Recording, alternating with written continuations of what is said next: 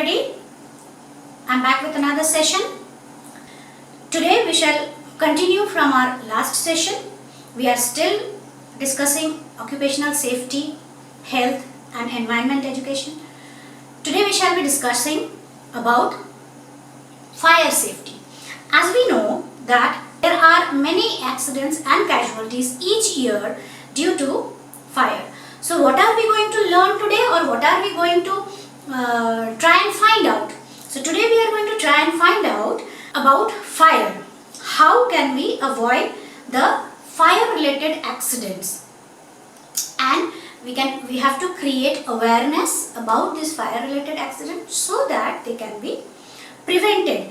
And for that we have to know what the causes of this kind of fire accidents are. And we also have to educate all the workers about the responsibilities of their own related to the safety from fire injuries. So each worker should be aware that it is not only the responsibility of the employee, it is the responsibility of the worker to also prevent the accidents caused by fire. Before we know what the fire injuries are or how many types of fire accidents are there, let us find out what is fire. Chemically, we can say that fire is an exothermic chemical process which is a rapid oxidation, and rapid oxidation of which we call burning, and releasing of heat, light and particles. So this can be a reason of major accidents. Now here in the picture you can see that fire, for combustion, what we need is we need a fuel, something that has to be burnt. So we need fuel, we need heat, that is ignition, and also we need oxygen, that is we need air. And all these three together creates a chain or a compact or a closed chain so that burning can take place and fire can be produced. Now what happens, this fire has been, in industrial context, this fire has been classified into 5 types. We can very well see in the image that there is type A, type B, type C, type D and type K. Now type A is denoted by a green triangle, and it is the, what is it? Why A? Let us put it like this, that A stands for ashes. That is, things that convert or turn into ashes after getting burnt. Again, the B type of fire, it is denoted by a red square. Now here B, let us put it that B stands for barrel. Barrel means barrel contains liquid. So here all the flammable liquids, compressed liquids, LPGs, petroleum products, these are all included in the B type of fire. Then there is C type of fire. Here C stands for, or let us put it like this, that C can stand for current. That is where the fire is where the electrical circuit or electrical current is the reason of fire. Could be appliances, could be short circuit. Next is type D fire. Now type D fire is denoted by a yellow star, and D here can symbolize dynamite. That is where we find metal pieces, where the reason of the fire is metal. Then there is K type of fire, which is represented by either a purple, here we can see that it is a purple octagon, or it can also be represented by a black octagon. There are sometimes it is represented by a purple octagon, and there are times it is represented by a black octagon. Now this type of, the K stands for kitchen. That is the commercial kitchens, the hotels and mega kitchens. From this kind of places when the fire is produced, this is known as K type of fire. What can we use? The extinguisher that can be used for type A. Like I said, the type A is ashes. So what can turn into ashes? Paper, cloth, a piece of cloth, wood, paper, rag, rubber, etc. When burned, they produce ash. So we say that this is type A fire. Type A fire. Now, how can we extinguish this kind of fire? If there is a fire if the agent of the fire or the causative agent of the fire is type A, then how can we extinguish them? We can extinguish them mainly by water and also by dry chemicals, halon. We can use dry chemicals also, we can use halons also, but basically water is enough to extinguish this kind of fire. Next we can see the B type of fire. B type of fire, as I said, it is the barrel, that is all those liquids, all those compressed gases which can be contained in a barrel or a container. Now they are flammable liquids, gases, and like grease, petroleum, LPGs, these are all B type of fire.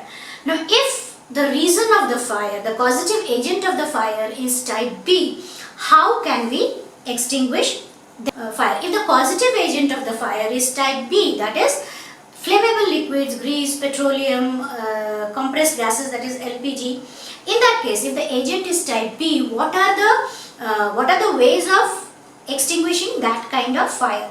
So how can we extinguish that kind of fire? That kind of fire can be extinguished generally it is done by carbon dioxide, foam, carbon dioxide, or dry chemical potable extinguisher. That is that we find the dry chemical extinguisher. Different offices, different workplaces, we generally find the DCP, that is dry chemical potable extinguisher. What is dry chemical potable extinguisher? It is generally monoammonium phosphate. So the dry chemical that we find is monoammonium phosphate. So that can be used, foam can be used, and generally CO2, dry ice, is also used for this kind of extinguish this kind of. Then there is type C. Type C, as I said, that C for current, that is live electrical current. So if the reason or the causative agent of the fire is type C, in that case, how can we extinguish that kind of fire? Again, that kind of fire can be extinguished by carbon dioxide and DCP, that is dry chemical. Next is C type of fire. The type C fire, or the fire that is caused by live electrical current, is the C type of fire, and that can be extinguished by using dry chemical or carbon dioxide, halons, but not water.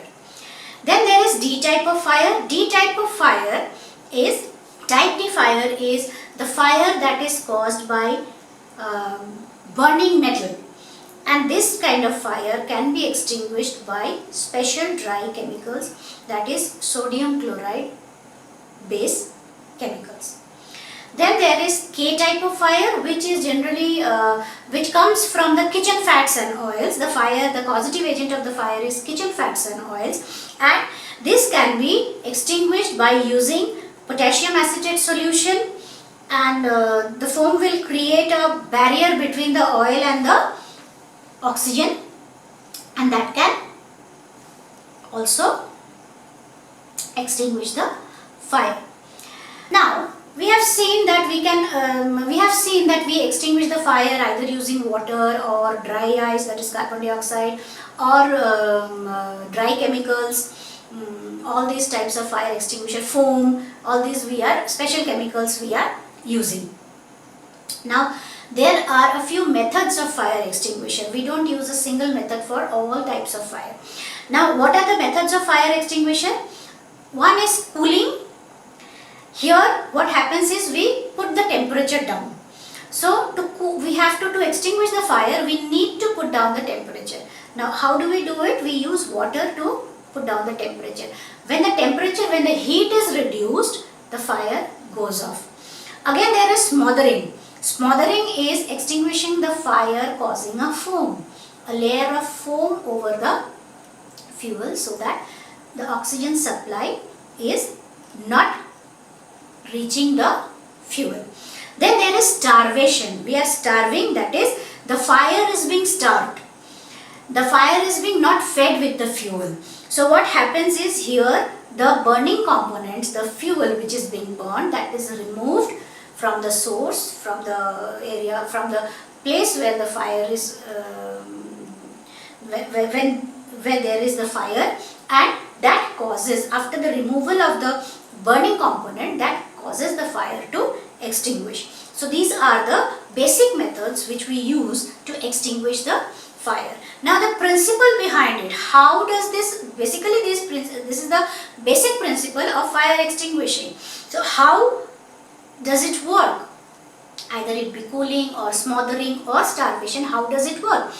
It works because we happen to break the chain of the heat, oxygen and fuel. We know that for the fire to be there, we need not only the oxygen but also the fuel, something that has to be burned, the oxygen which will which will carry on the oxidation process, and then ignition, that is, there is a certain amount of heat that is needed. So when we break this chain, when we break this something like a circuit, when we break this, the fire gets extinguished. So basic principle is we have to break the chain between the fuel, oxygen and the heat.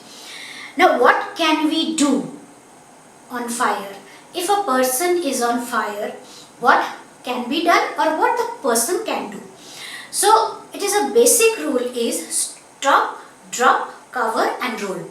So what happens is when a person has caught fire for whatever reasons, what has to be done is the person has to stop there, restrict the movement so that the air is minimum there. So restrict the movement and drop down and smothering means smother the flame with a blanket, that is, put something over.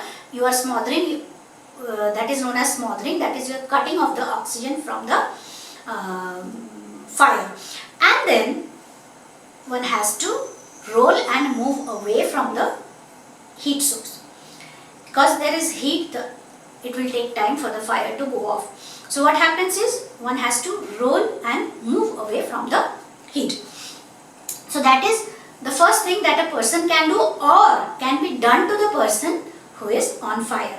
Now what is the first aid that we can use for fire injuries before we can go for medical help or before medical help arrives? There is some kind of first aid that we can use, and the first aid for fire, any kind of fire, is cool water or normal water, that is cold running water, tap water, for at least 20 minutes. The burn should be put under the, wherever the area, whichever the area has been burned, that area has to be put under running water, cool water for at least 20 minutes, keeping the rest of the body warm.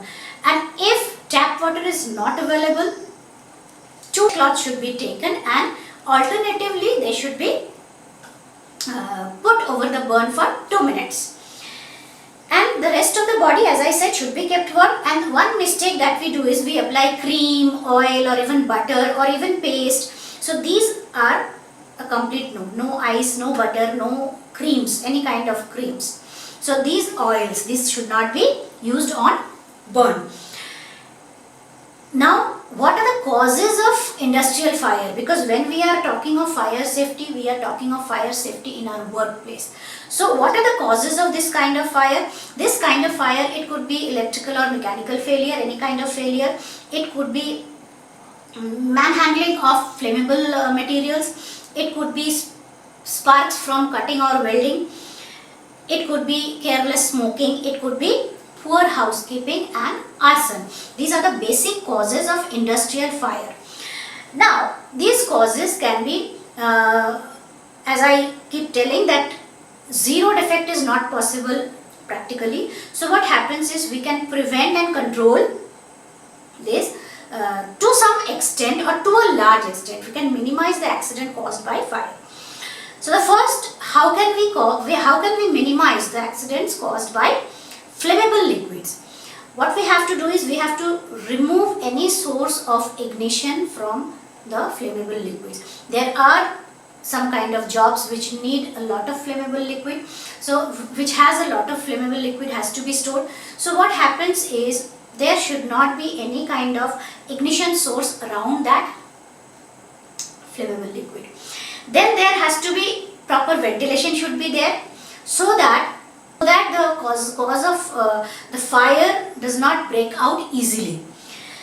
Then use of proper handling procedures, that is, for flammable liquids, the person who is handling the flammable liquid, that person should be well educated and trained about handling the liquid, and also should be aware, that person should be aware of the consequences of manhandling that liquid, or he should be aware of the hazards if any untoward incident happens due to manhandling of the storage should be, there should be proper storage. If it is flammable liquid, it should be it should be stored in drums or barrels and in proper cabinets, and where it is stored there should be proper signs of that there are flammable liquid are stored here, so that the workers can keep a safe distance from that place.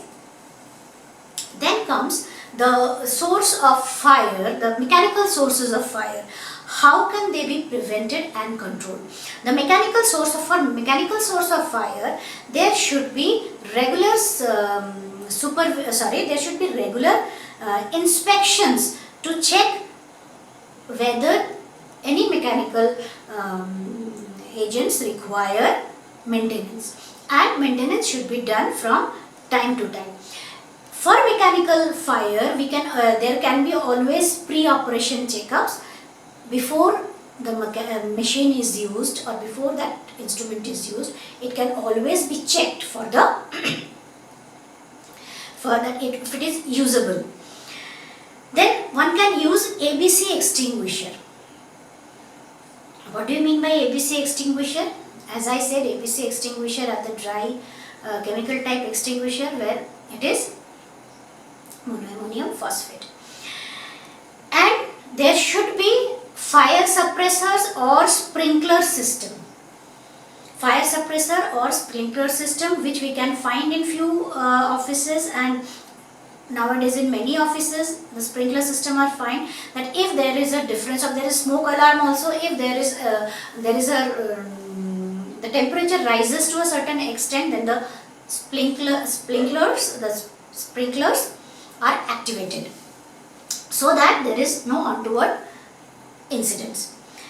Now there are fire from electrical equipments or electrical reasons. There are fire breakouts.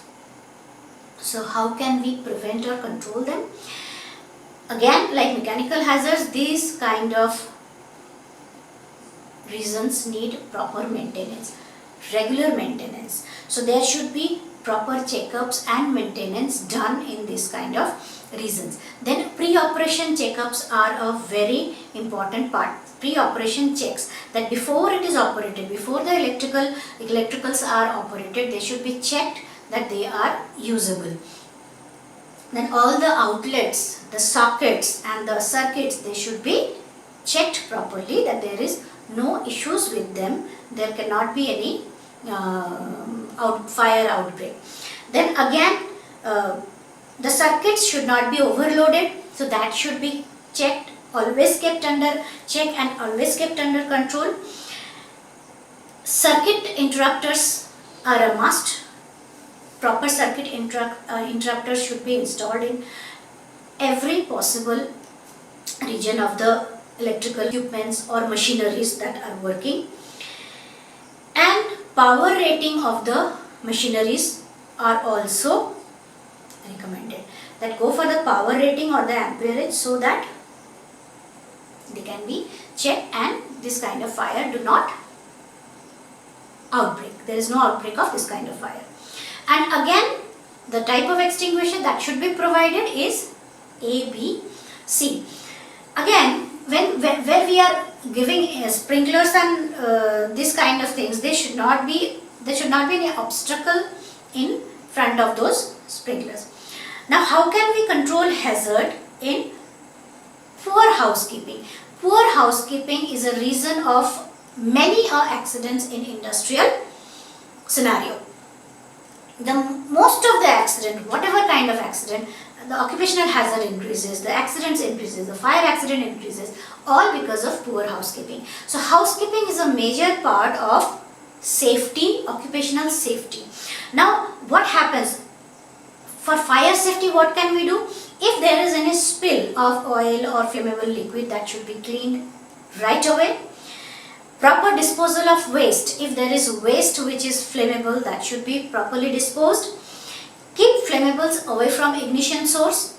So all the flammable things should be, ignition source should be kept away from the flammable liquids or flammable substances.